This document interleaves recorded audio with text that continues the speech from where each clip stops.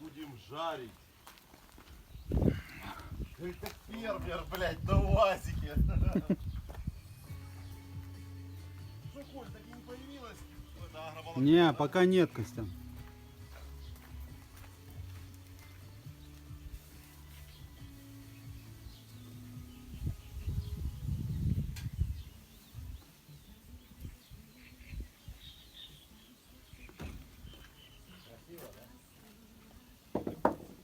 Необычно.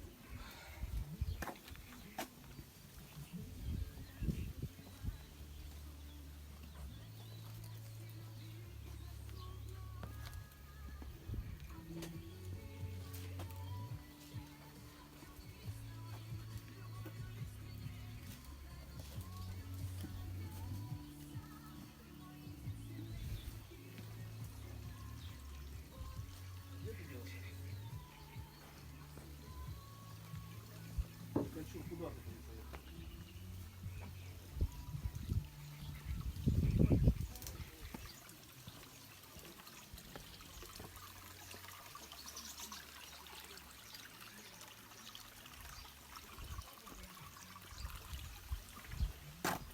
Я тебя на дневку пригласил, а ты, блядь, Макса какого-то